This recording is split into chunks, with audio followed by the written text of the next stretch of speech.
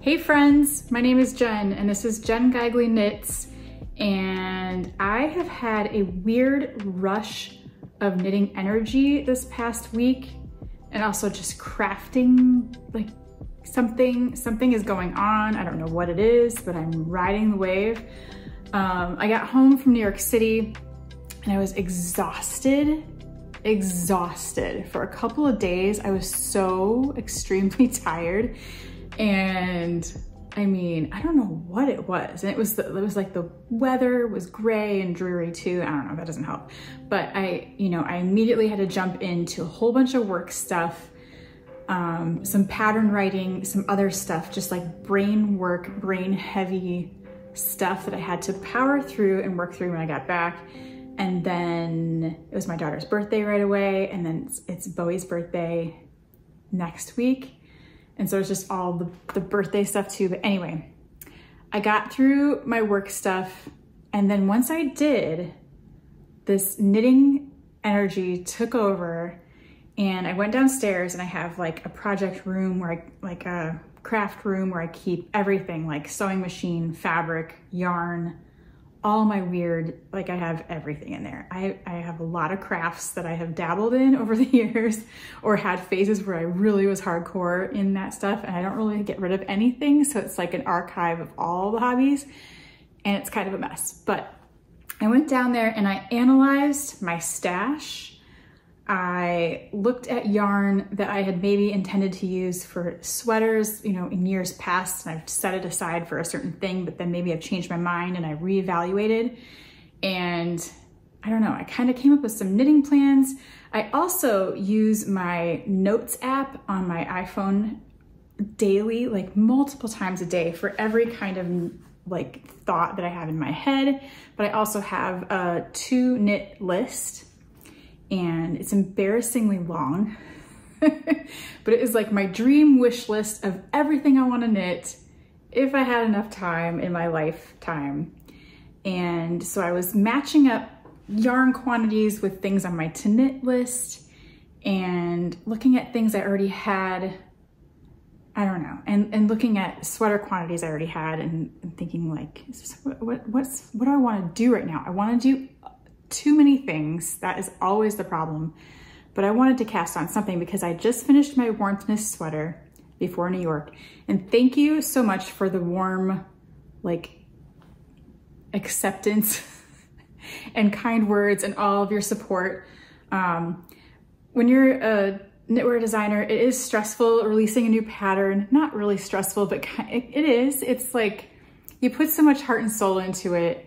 You put so much time into it, more time than just knitting a normal sweater from someone else's pattern, because it's coming from your brain and you're reworking things as you go. There's just a lot involved, plus tech edits and, the financial, like paying for that and, getting everything ready. And then I took my own photos this time and they weren't great. But anyway, it's a lot to put something out there and hoping it does okay or that people like it or that's well received. So thank you so much for all your comments on the past few videos about Warmthness and the flaps and the boob flaps and the boob rectangles. It's all been, I've loved the whole thing. I love that darn sweater. I love that color and I'm just so happy about it that and I was happy to see that other people liked it too. Plain version or rectangle version, it was really sweet. So thank you for the warm reception on that pattern, because it means a lot that it wasn't like a total flop when I felt so happy about it. So thank you for being kind. Anyway, after the Warmthness sweater, I wanted to cast on something new and I didn't know, I was kind of paralyzed, also had cast-on-itis. So I went through my Ravelry queue, I went through my to knit list, I went through my stash, and I just spent some time with all of it, as we need to do, I think. Instead of buying a whole bunch of new stuff like, ooh, this is the next like cool thing, or I don't know. And I also have, I'm in the midst of designing things for a few companies and I'm working on that stuff too simultaneously, but I also want to knit for myself and have fun with it. So I am doing that. I know this is all over the place, but that is how I feel right now.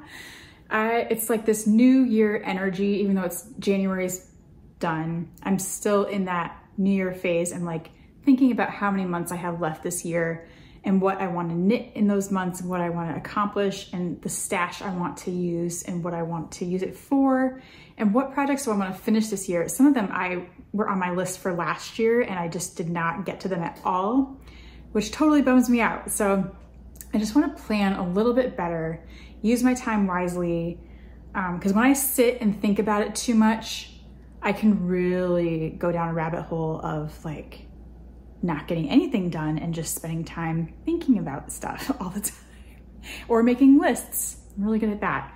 And then when I do have knitwear projects for companies, it's hard to mix in the fun knitting when I kind of misused my time. Anyhow, let me talk about the sweater I'm wearing. This is probably the first cardigan I ever made. No. I made a baby cardigan for Lotus, like a little toddler cardigan. That was my first cardigan. This is probably my second cardigan ever.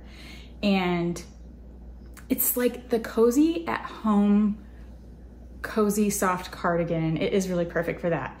It is not a perfect cardigan fit-wise because I was a newish cardigan maker at that time. I don't know what year I made this, but this is a men's sweater pattern. It's called Stour. It's S-T-O-U-R by Martin Story. I still love it. I don't care if it's not like exactly right. There's really nothing wrong with it. I'm just being picky.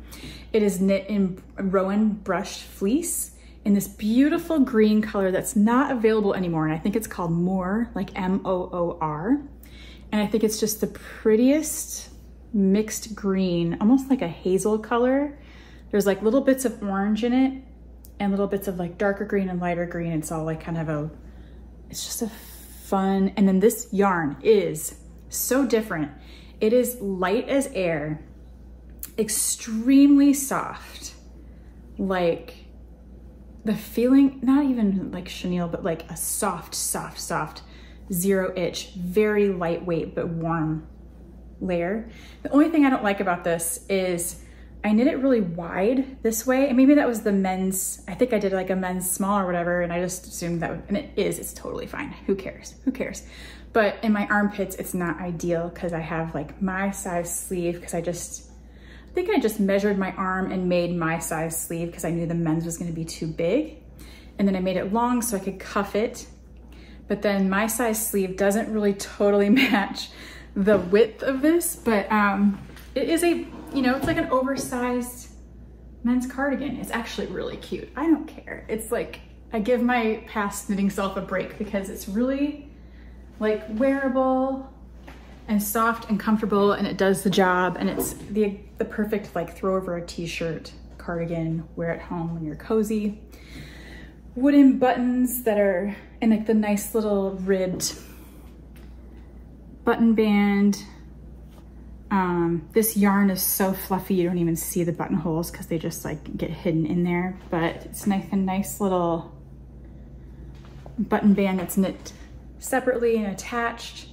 And I think like old little baby knitter Jen at the time did a really good job on this. It was like when I was still learning how to seam things, because Rowan has a lot of seaming. They don't like to knit in one piece, and I think it's like a nice little first cardigan, and I still wear it and I still love it, and I just haven't worn it in a while, so I thought I would bust it out today to be cozy. So the first thing I pulled when I was pulling out my yarn and matching up patterns and figuring out what I was gonna do next, I just told myself, don't waste too much time figuring this out and like analyzing everything, because I can really waste like a whole day on that. It was nice though to tidy up and organize a little bit, so that was good. But the first thing that really I was drawn to, the project I wanted to make, was this. And if you don't know me in real life, or maybe you've seen this anyway, I use Bagu bags, these little shopping reusable bags. They come in a bunch of sizes. This is like the smaller size, and they come in bigger ones.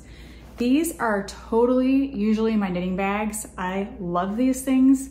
Of course, I use them as shopping bags too, but I love that they are slick and they don't snag my yarn, and they're very inexpensive, and they fold right back up into a tiny little pouch when you're done, so you can have them, you know, in your car or in your bag or wherever you need them for the next time you need a bag. These are my knitting bags, and they just keep everything together. So when I do organize, when I was organizing my stash downstairs, I was putting sweater quantities together in a Bagu, so it's ready for the next gray sweater that I want to knit that needs this many skeins. I was trying. So anyway, I put this little bag together for my next sweater, which is going to be my first Sandness yarn sweater, and it is this cover sweater in these exact colors. And for some reason, I love the styling, first of all. I love this sweater, and these are very different colors for me, and I feel like I needed a departure from my chartreuse because I just was really close to knitting another chartreuse sweater back to back. And then I was like, wait a minute, I don't think I'm ready to knit 2 chartreuses in a row, so I think I'm gonna go with this more Nordic, fun cream and kind of red orange colorwork sweater, and this is beautiful. The sweater name is Tinde, Tinde, and here's more pictures of it.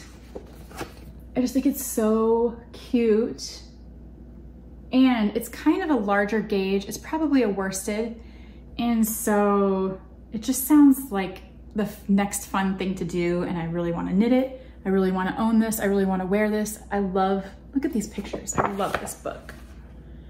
And I've admired the Sandness patterns like everybody else for a long time, but I've never made one. Look how cute those pants are. I adore this. I would not probably wear exactly like this with those little shoes, but I love this stinking sweater. And so for Sandness patterns, I'm pretty sure, and I think I got, well, let's see. You have to get, from this company anyway that I ordered from, you have to get a yarn, like a sweater quantity to get the book. They want, for some reason, you not to have all the books, maybe so you don't knit with other yarns. You have to order a sweater quantity of the Sandness, and then you can order the book as well. And this whole book is beautiful, but let me show you the yarn. So I did get the exact colors. Sometimes, I don't know, like I can get creative with colors, but I also just sometimes want exactly what I see. So it's this like burnt orange and then this bright orange. And together that makes that really nice color work. And it just looks like, look how big the yarn is. I think it's gonna knit up fast, and that's kind of what I feel like I need right now. So this is where I'm going. I'm gonna cast this on today, figure out what size I would like, and so this is called Frittisgarn. And I wanna say, is it worsted? It might be even, it's hard to tell on Sandness. I don't know, but I think it's like on a US 6 and 7. So I love this. This is so out of the ordinary for me, and that's why I think I'm feeling it. Like, I have 0.0 cream sweaters, or whatever color this is, like an off-white. I have none. Like, why? So I'm excited. This is like my new fun cast on. This is the Sandness yarn. It's called Tima 76. That's like the issue. And it's just beautiful. Should we page through? Yeah, let's do it. It just has like, I'm a graphic design person, so like, I love typography, I love layouts, I love photos, I love books.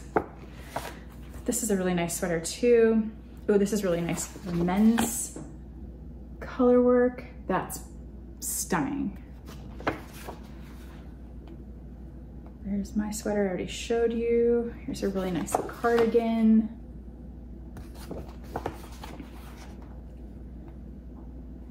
A nice brown color work men's sweater, but I'm sure anyone could wear that. I love sweaters that are men's or women's or anyone's. Beautiful cardigan. This one's awesome. I would totally wear that. I need a black and white too. I've been thinking about that for years, that I need a black and white colorwork sweater. This is a super classic Norwegian style navy, white, red. Beautiful.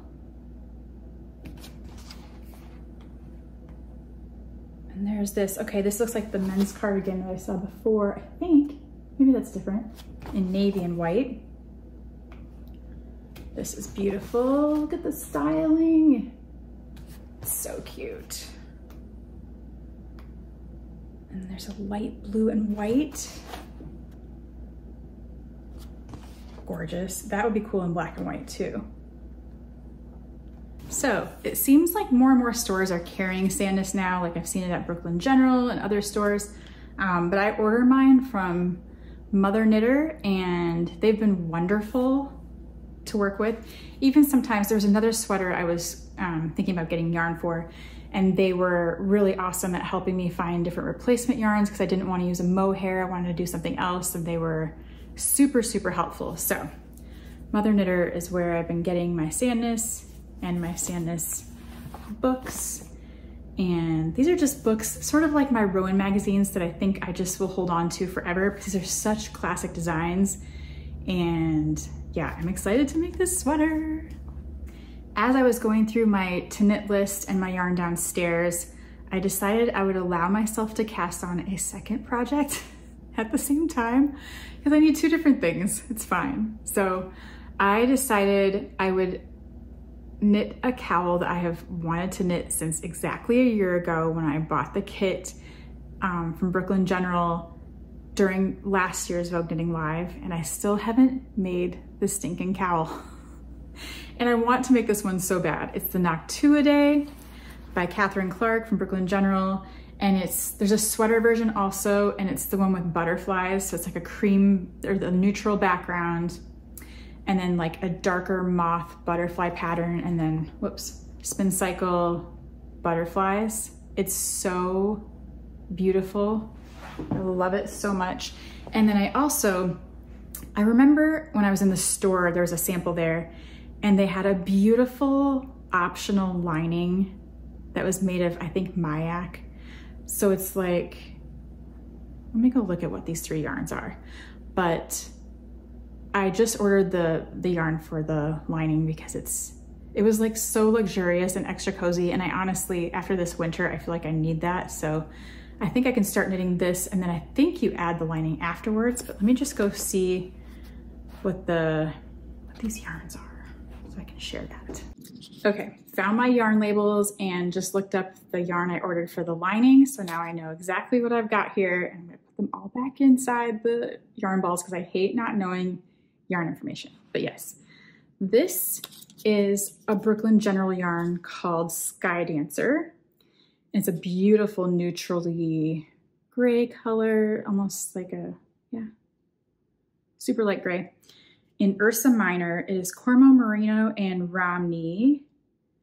And, it's Ursa Minor yarn is the name of the yarn, not the color. The color is Kitchen Window, which I super dig.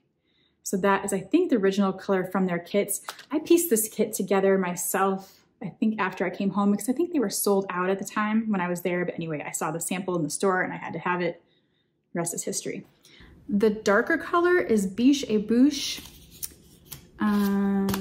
This one, Les Petites Lambs Wool. It is beautiful and kind of a heathery brown, gray, mostly brown. And it's from Scotland, from a family-owned fiber mill, a beautiful natural and scoured quality for your dreamy knitting projects. With love, Astrid and Caroline. And this is let's see, what color? Gray-brown. And that's my first time knitting with this and with the Sky Dancer. I've never knit with either one of these.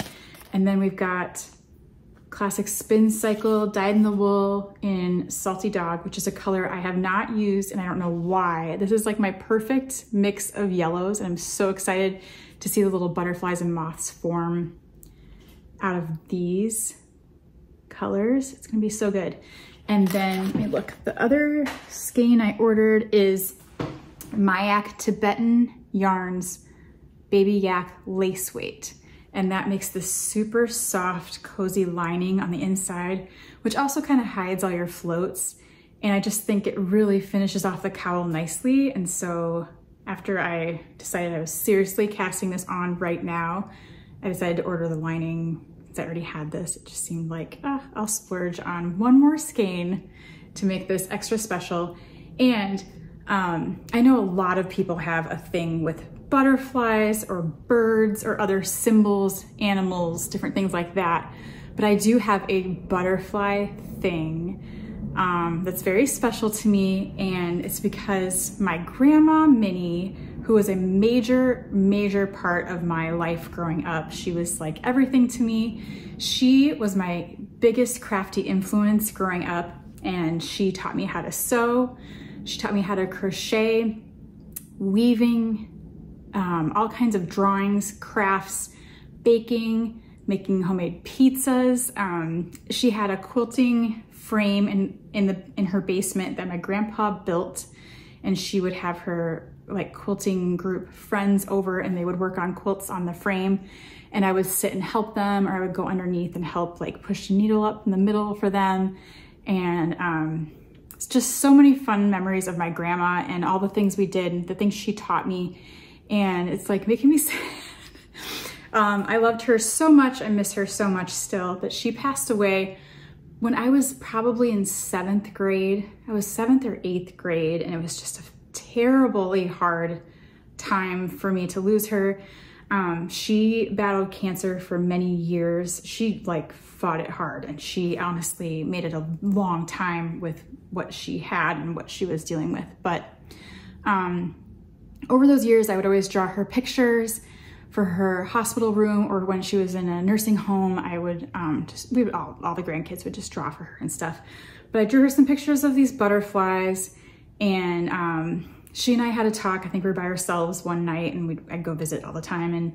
And she said, like, after she goes, she will send me butterflies. So anytime I see one, anytime it pops up wherever we are, or one flies by, or, you know, happens to land on me, it's always still like a special thing. Even if it's not real and doesn't mean anything, it means something to me, and it's just a happy memory. So anything with butterflies is like extra special. So I'm gonna make my butterfly cowl, or moths, whatever it is. It's all, moths and butterflies are all included in the butterfly theme for me. But I think this will be extra special once I finally cast on and get it going. I think it's gonna be really, really fun, because color work is fun. Each little butterfly that you make, I think, is gonna be just like a big joy for me. So I'm gonna cast on the Noctua cowl by Catherine Clark from Brooklyn General. I've got all the special yarns, like the yarns suggested in the pattern. So I'm gonna make it, and it's gonna be beautiful, and it's gonna be very special. And that was something when I saw downstairs, I'm like, why haven't I made that yet? That is the silliest thing ever. This is like the perfect gem project, and it would be meaningful and special, so I'm gonna make it. So that's my next thing.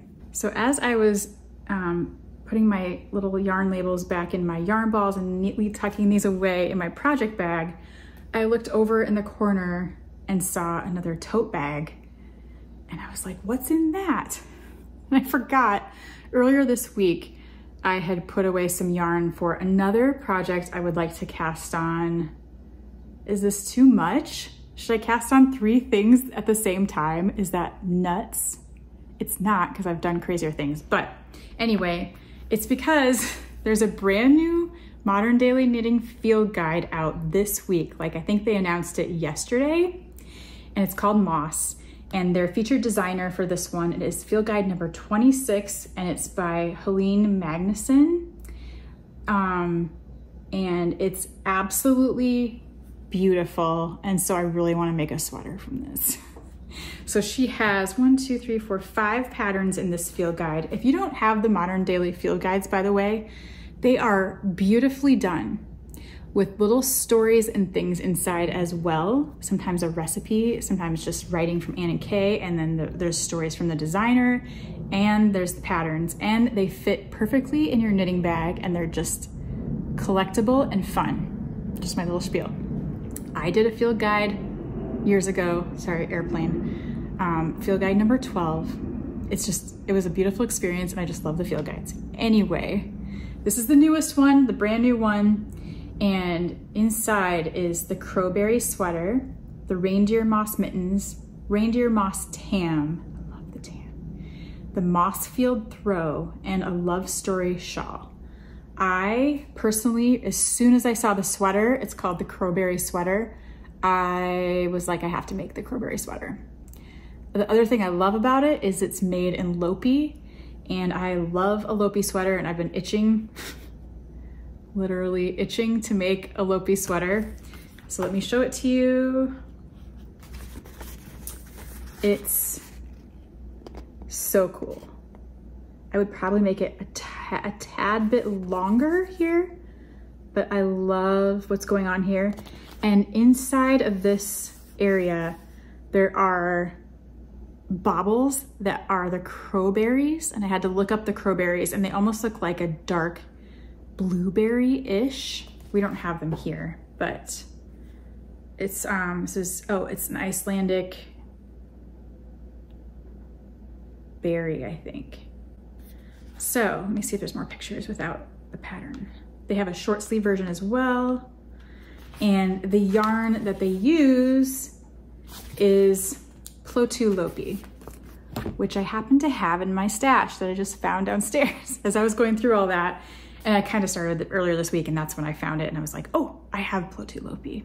Is that how you say it? Plotu Lopi, or is it Pluto? Plotu Lopi. Might be saying it wrong. But it is these rounds. They're called, what are they called? They're called, I want to say they call them flats. So Helene has her own yarn called Love Story. That's like a cobweb weight. It's like lace, but maybe finer. I swear it's like really itty bitty tiny. But I believe you hold a strand of that with a strand of this. So I ordered my Love Story Helene yarn to hold with this Plotu Lopi that I already have.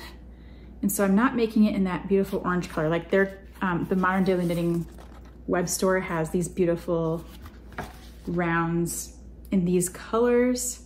Oh, they're called plates. What was I saying? Flats? It's not called flats. Like, what in the world?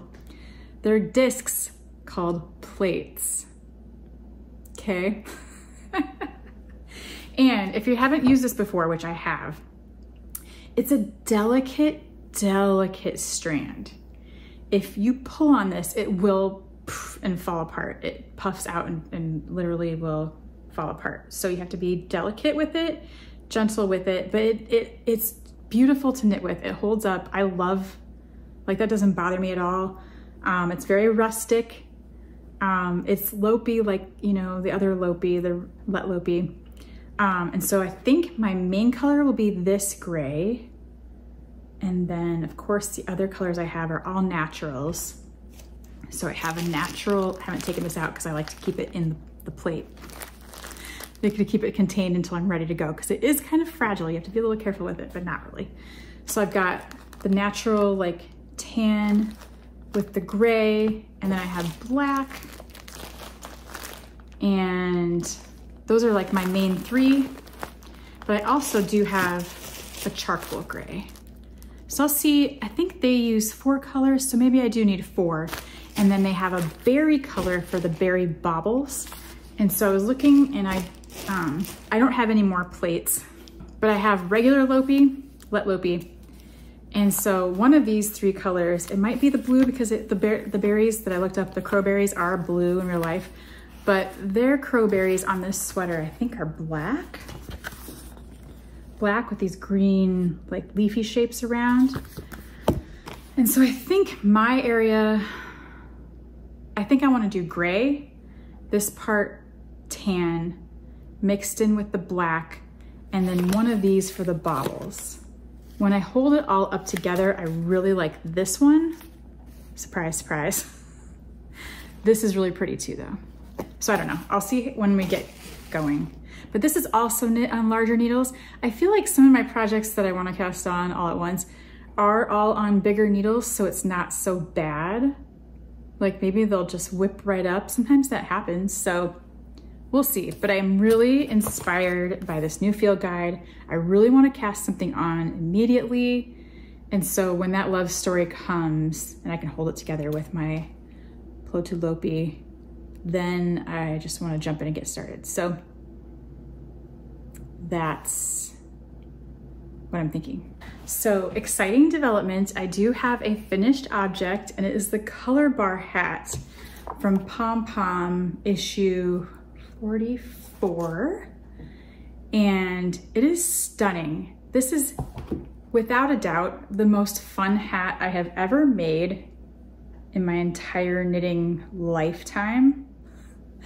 Look how genius these colors are.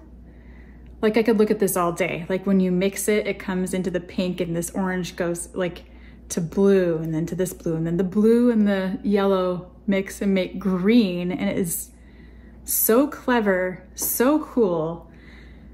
I love this hat. So it's from Pom Pom. There is the Knit Club Pom Pom Farewell Knit Along, which sucks because we love Pom Pom, and so it's sad to see it go, but we are all celebrating our love for Pom Pom by doing a project together right now. And so I picked the color bar hat because I had this yarn, and it's from Kindred Red, who is the pattern designer, and she also had these awesome kits because you just want these exact colors. I did. But you could do stash colors and just see how it turns out, because it would be really fun to play with that in different colors too. So here's the picture from the book. It is so cool. And so the only thing I'm missing is a pom pom. So should we make a pom pom? I feel like we should. Plus, I just conveniently got this awesome pom pom maker from Pearl Soho. So let's put it to good use. So I think I'm going to use CMYK colored yarns for the pom pom. I'm going to do 4 colors, and I'm going to use the bigger pom pom maker size because I can always trim it down, and I plan to really trim it into a nice circle using these circle guides. And then I made sure to get some embroidery floss as the tying around string. I think you're supposed to use like a really nice cotton thread, but I don't know where that is. So I just grabbed some embroidery floss from Lotus's room, and I just want to have that ready. So when I'm done wrapping, I'm ready to tie it off with something very strong. And then of course I had to grab my super sharp scissors. So to get started, I'm going to take this off. I'm just going to take all of these off so I can get my guide off of there too that I'll be using. Set these aside. This is so neat. I love these. And my strategy is to use the first color, wrap around here, second color, wrap around right next to it, like 2 stacks of colors here. Then third color on top of the first color, fourth color on top of the second color, tie. I'm gonna try to do equal amounts of each, and then tie it off in the middle and snip it up and see if it works. I think I'm gonna grab a bowl to put below the table. Okay, that's already better so it doesn't roll around. I'm gonna start wrapping.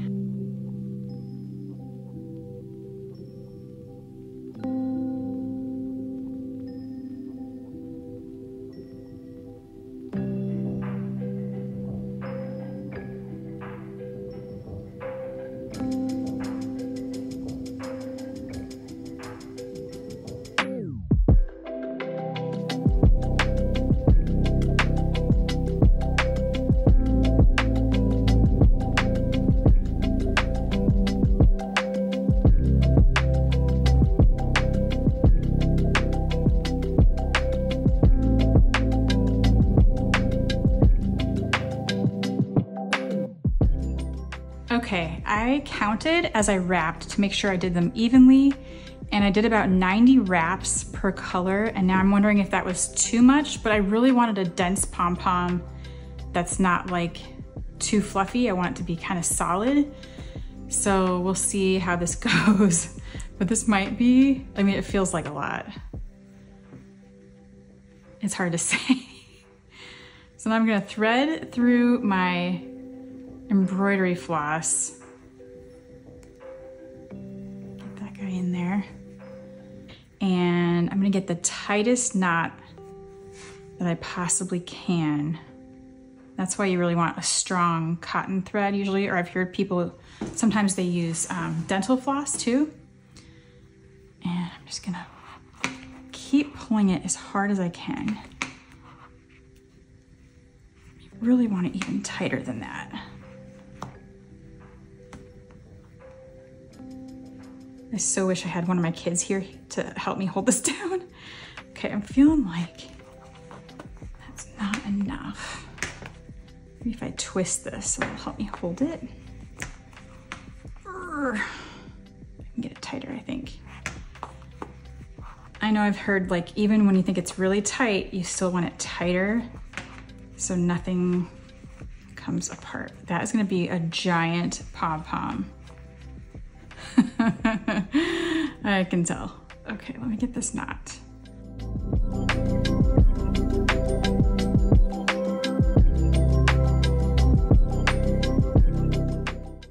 Okay, I think that's good.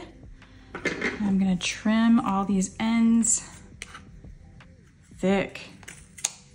That's very satisfying.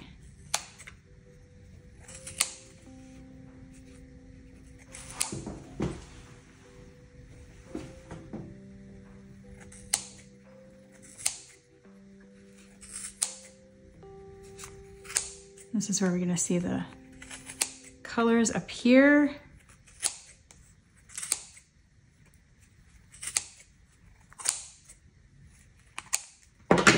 Oh, wow.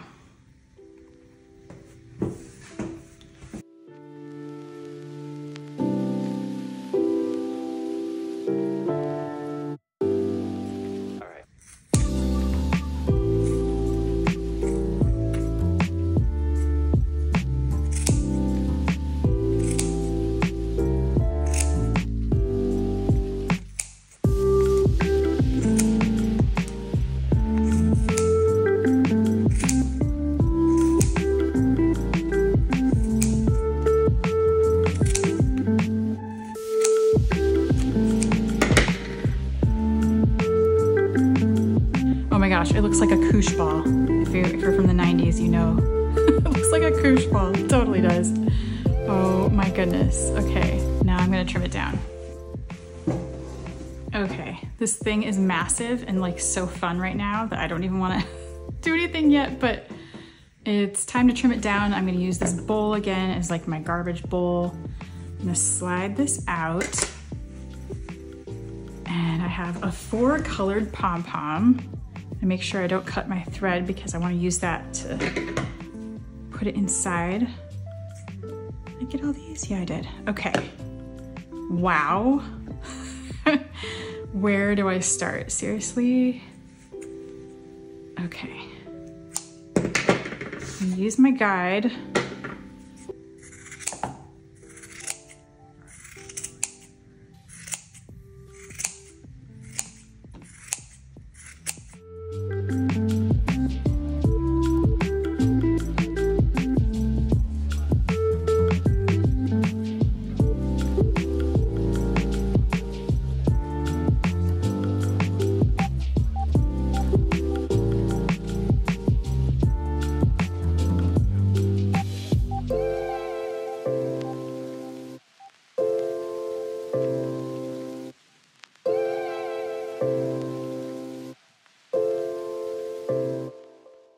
Okay, that was so much fun, and I think I've got a good solid pom-pom now, and I still might trim it down a little more, but I think that's a good size for the hat. It looks like the picture.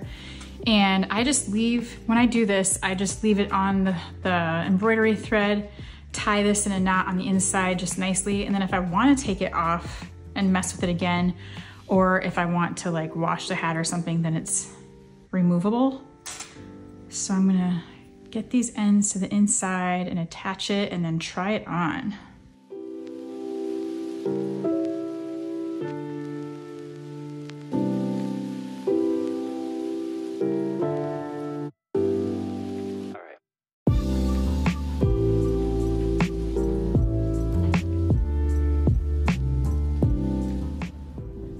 Okay, what do we think? It's so much fun. There's that Pom Pom up there. It is so cool. I love it so much. The fit is really good. I made the size small. I think it comes with 3 sizes, like a small, medium, and large. I'm glad I went with the small because I think the medium might have been too big, but I love it. It actually has plenty of room in the crown shaping and everything that I can really pull it down over my ears, which is a big deal to me. I hate it when hats sit like too high up and they're above my ears and then I don't feel any benefit from the hat. So this one fits really well, stays on my head really well, is not too tight and not too loose. I'm super happy.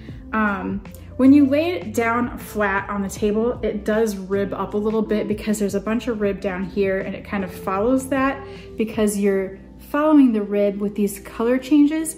But once you have it on your head, it is really nice and smooth, I think. And I did steam block it a tiny bit last night just to kind of smooth it out a little bit.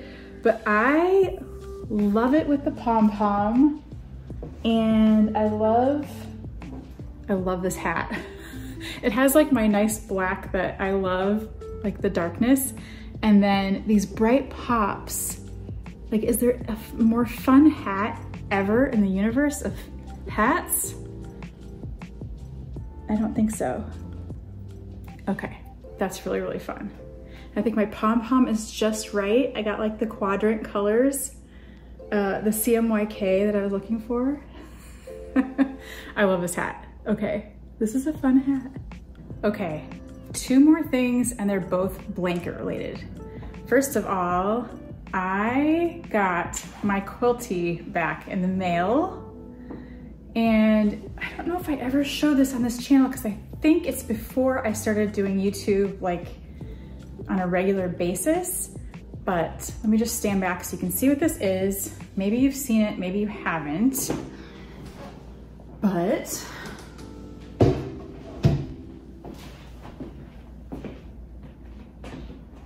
see it? This is Quilty, and this is a quilt inspired blanket that I knitted. It's all in garter stitch.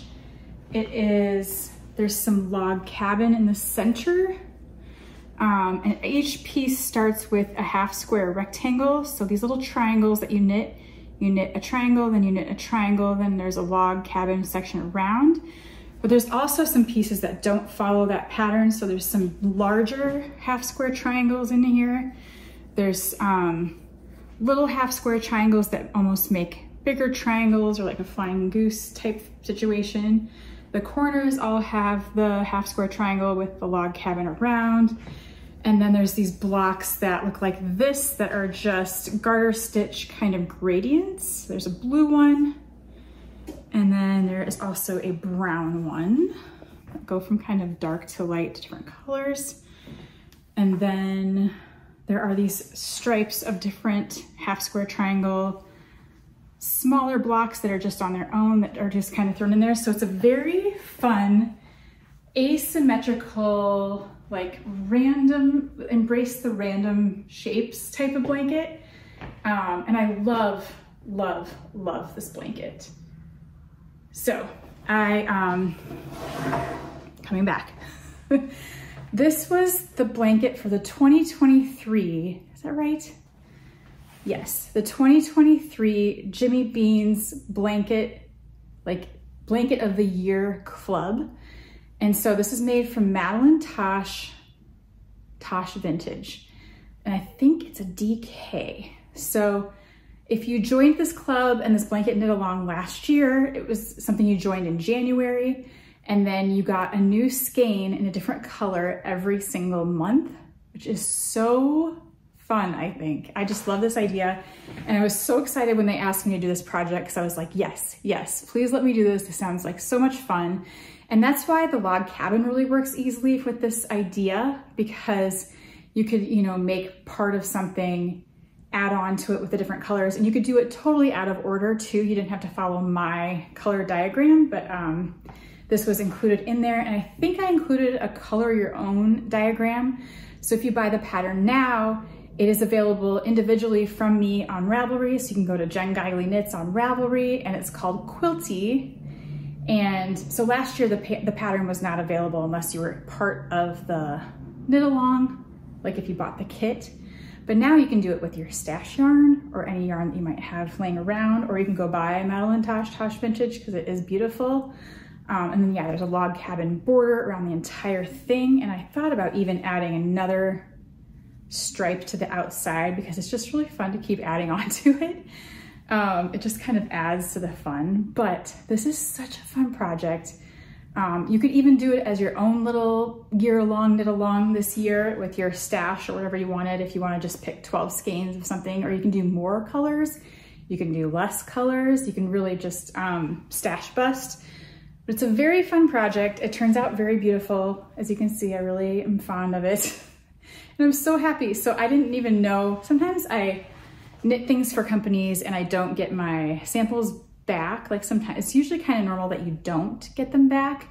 And so I didn't think I would get my blanket back. And I really loved working on this. It was like a labor of love because I think my deadline was pretty short. I'm pretty sure I made this whole thing in 2 months, I think. And so it was tight. I remember it was like I had to bust it out and I had to have so many blocks done per day. I had a quota, but you don't have to do it that way. You can do it a really relaxed, you know, at your own pace way. But I do really love this blanket. I think it's the, let's see, no, I do have a couple more. I was thinking it was the only blanket I've ever designed, but I think I do have some more. But anyway, never mind. Just so much fun. So happy to have it in my living room. I'm gonna put it on the chair back there where my Christmas knitted blanket was from Nikki Epstein. But yeah, this is Quilty. Go check it out on Ravelry. If you're not a blanket knitting person, I get it. But these are kind of an approachable way to do it because you really do knit these blocks one at a time, which makes it very like bite-sized. And then you do seam it together in the end, but it's not hard seaming. Garter stitch is pretty easy to seam together. Like I'm not really great at seaming. And then the back still looks really nice. This is the back with my seams. And so I made this, I seamed this. I'm not like skilled at finishing even, but I just tried to use, you know, some kind of matching-ish yarn and sewed them together. And so really when it's on the wrong side, it doesn't even really matter. So it's not like one of those blankets that's like ugly on one side at all. You can flip it around, it's fine. So anyway, that's Quilty. I'm super happy to have it back like in my life. Could it be a shawl? Maybe. It's a little big. But yeah, maybe I'll just wear this like to Rhinebeck.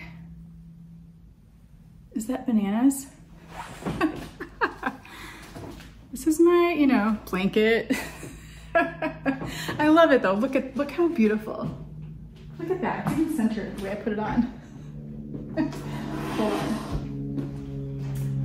Check it out. See, it's a wrap. Anyway. It's a beautiful blanket. Very proud. My other blanket project that is very exciting, so I'm gonna save the best for last, is a quilt top that I've just finished this week, and it looks like this. And if you watched my Vlogmas, this will look familiar because it was made of quilt blocks that Kay Gardner and I rescued from the Iowa Quilt Museum. And it's kind of like going to be a group effort now, but I got all the blocks put together. It's perfectly imperfect because these blocks are very old. So this is all feed sacks that they used to use, those vintage prints that you can get like reproduction prints of now. These are the original ones. There's also shirt fabric mixed in here. Like you can tell, like this blue stripe is from someone's shirt. This stripe is like from a shirt. We also, Kay and I kind of analyzed this. We think like this is probably from a military uniform. There's a lot of khaki and then this olive green military type. Like you can tell this is family members' clothing, and then the feed sacks that are vintage, and every piece is completely different and beautiful. And we really just thought it was worth rescuing. So we went to the Iowa Quilt Museum. When was that? December, I think. And so Kay flew from New York. She has family in Omaha. She came with her mom, her uncle, and her brother, and met me in Winterset, Iowa, where the Iowa Quilt Museum is. So I was like, wow, you're coming to Iowa. So I met her there and we had a beautiful day in Winterset. It was really special actually. And then we went to the Iowa Quilt Museum, and when we were in the gift shop, we saw on a little hanger on the rack was this stack of quilt blocks. It was these, and you could buy it. And so she had, there was 2 sets of them, and I had one in my hand and she had one in her hand. And we just kept, we were looking through the shop, you know, and talking and chatting and talking to the worker there. And then, you know, she was kind of flipping through her blocks and I was looking through the ones I had in my hand. And then we all sort of decided the ones in her hand were the best blocks. It was this set. And so we discussed it for a minute and we were both like, we can't leave this behind. We just knew, I think, that's one of us was gonna make it. So she said, if I would piece the blocks together, like just sew them together into the top, that she would hand quilt it. And I was like, what? I have the easy job. Are you sure? You know, I don't expect you to help me do this. And hand quilting is just not one of my things. I do machine sewing. I can do like embroidery and stuff. I know how to hand quilt, and I know how to like do the binding by hand. I think, have I done that on one quilt before? It's not my favorite thing, but do I adore hand quilting? If she wants to do that, yes, please. So she said you know, it would be at her leisure. There's no deadline on this, and I've already taken my time on getting this together, and that's the easy part. I thought about hand sewing the blocks together, but I just think done is better than perfect, or, you know, it doesn't have to be, I don't know, I don't have that much time on my hands. And so, and even, you know, sewing by machine takes time. So I decided to machine sew them together, and I got it done this week. And just having it not sitting there in blocks anymore, I feel like this has come so far into a real thing, and that whoever made this, you know, I feel like we're making them their dream come true with whatever. They worked so hard on all these blocks by hand so long ago. I wish I knew more about who they were and what all these pieces are in here, because I know it's all very personal, and my grandma did this stuff too. That's why it's very special to me. And all these tiny pieces, it's tiny triangles in every which direction. And I will say, it was kind of a struggle to sew it together because the blocks are handmade. Some of them are threadbare, which is really sad, but there's nothing I can do. And I'm just putting it together the way it is. And that's part of the character and the uniqueness of this piece, is that some of it's threadbare. Some of these clothes were probably worn through, and she used scraps, you know, of everything she had. And a lot of the blocks were different sizes-ish. Some were a little longer, some were a little wider. And so I had, not everything perfectly matches up. The corners don't perfectly align, and that is okay. So I let go of my type A stuff, and I just did the best I could to get this all put together in the best way I could. And everything lined up, like it all worked out. I just had to trim some things and, you know, kind of fudge with my machine, you know, where you kind of make it work as you go. And I think it turned out beautiful, and it's so extra special. All the little things in here that just make it extra you know, part of that time. And I really, really love it. So now I get to hand it off to Kay if she still wants to. If she doesn't, it's okay. But then she said she would maybe even send it back to me and we could give it to Lotus for college or something, which is just like, oh, so sweet. Or even just a blanket for sitting on the couch when you're not feeling well and just snuggled up on the couch. It's one of those blankets. I will insert some footage here of me sewing it this week.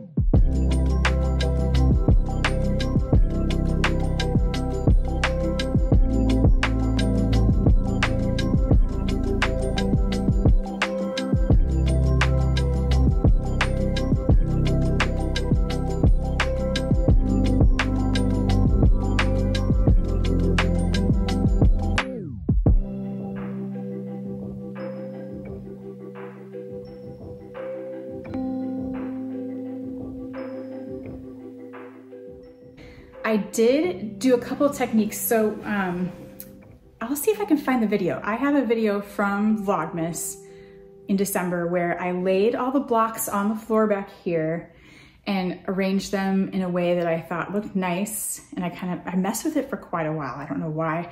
It really does not matter. I mean, they all are so random and I think everything looks good together, but I didn't want all the pinks together. I didn't want all the greens together, so I tried to kind of space out the different fabrics so they weren't right next to something very similar. There's a lot going on in this. So once I did that, I stacked them into column stacks. So I had five columns that all had 6 blocks. And once I had those piles, I put a sticky note on top of each one with an arrow facing up so I knew which way was up, because these are diamonds and squares. So the diamonds go this way and the squares go this way. And if you mess them up, it's kind of noticeable, even though it doesn't seem like it would be with all this stuff that's going on here with the patterns.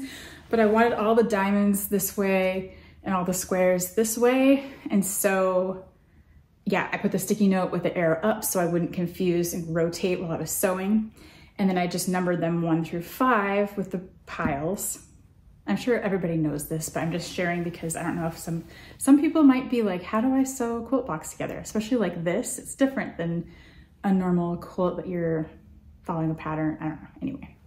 So after I had those piles of my columns numbered and set out, then I did chain piecing. So I would take pile 1 and 2 and I laid them in my lap like this, like the 1 and the 2 on my lap. I would put right sides together, first squares together, and zip them through the machine.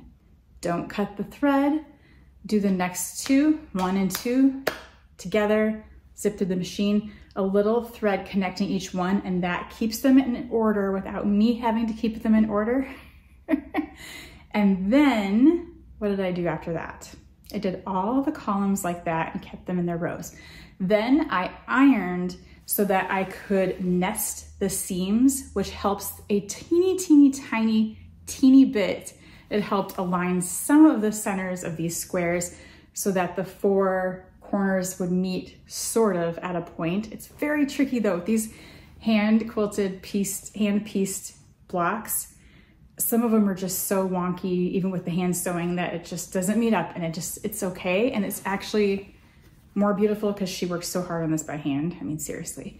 So, but you nest the seams by ironing. So when I pressed my chain pieced blocks, you press one this way and press the next one this way and this way and this way. And you do the next one the opposite. So then when you put them together, one seam is going this way and one's going this way. You put it together and put the seam right in the middle, and these two flop opposite directions. This doesn't make any sense. One's this way, one's this way. So you have a nice seam in the middle, and it helps you line it up so it sews neatly together. So I nested the seams, and then I put the rows, I put them all together. It really is, I'm making it sound way more difficult than it was. I sewed this together and now it is done. I'm so happy about it. As you can tell, I'm gonna just give you one more look, because then I'm sending it off to Kay in New York, and at her leisure, she can hand quilt. It's not a huge quilt, luckily. So I don't feel too bad, and I'm just like, you can do whatever you want with it. There's no rush, and let's just have fun bringing this project to life that who knows how long it's been sitting with all these blocks completely sewn and ready to go. So it's very fun to just make it happen. It's like that loose threads project when you bring someone's loved one's projects to life after they're gone, kind of thing. Only we don't know who this is, but it still feels good to like, that this was important to somebody, and I understand that feeling, and I would want somebody to do that if I had quilt blocks laying around. So anyway, this is the Kay and Jen group project quilt, and I'm sending it off to New York. That is all that I have today, which is funny because like last Monday or Sunday, I was like, oh, I have nothing this week. If I do a YouTube video, it's gonna be nothing. And then I had the creative whoosh, and then I got some things done, and I'm casting on some new things, and I'm very excited about that. So it's fine. But as dorky as it sounds, I'm having a ton of fun on YouTube sharing this stuff with you, and I hope you're having fun too. Thank you so much for hanging out with me in my weird creative knitting and sewing and whatever projects. I really appreciate it. So thanks for hanging out with me today. I really do appreciate each and every one of you. I love talking with you in the comments, and I love that you're here.